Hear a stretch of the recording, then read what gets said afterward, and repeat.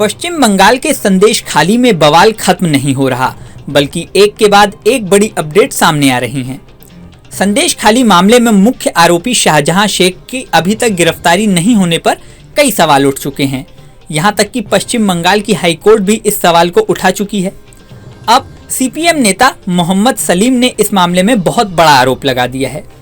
उन्होंने कहा है कि ममता बनर्जी शाहजहां शेख का एनकाउंटर भी करा सकती हैं। उन्होंने दावा किया कि शाहजहां पुलिस और राज्य सरकार का रिश्तेदार बनकर रह रहा है और सभी अपराधी पुलिस सुरक्षा में पुलिस गेस्ट हाउस में हैं।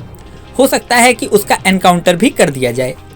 मोहम्मद सलीम यहीं तक नहीं रुके। उन्होंने कहा कि टीएमसी के दिग्गज नेताओं को ये समझना चाहिए कि कोई किसी के लिए नहीं है, क्योंकि ममता बनर्जी केवल अपने भतीजे की रक्षा करेंगी और किसी की नहीं।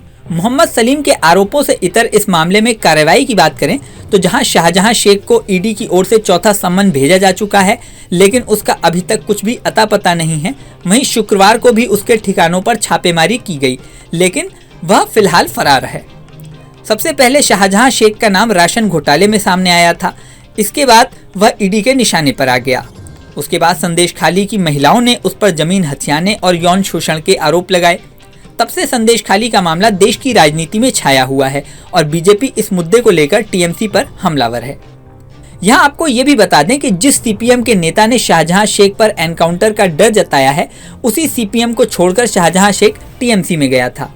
42 साल का शाहजहां शेख कभी ईंट उठाने और मछलियों के व्यापारियों के पास मजदूरी किया करता था।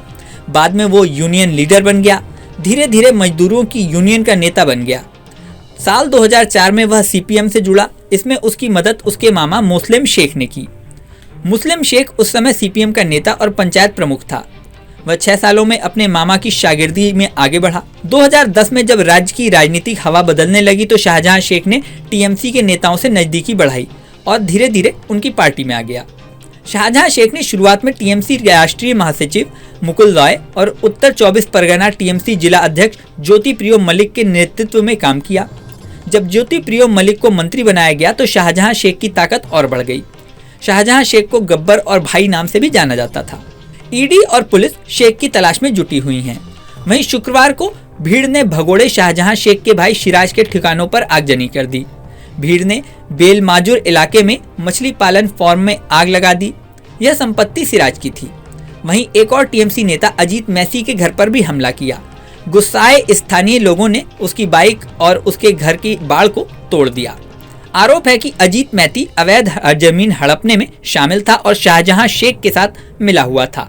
हमले की सूचना मिलने के बाद एडीजी दक्षिण बंगाल और 12/7 रेंज के डीआईजी समेत पुलिस मौके पर पहुंच गई और किसी तरह लोगों को शांत कराया।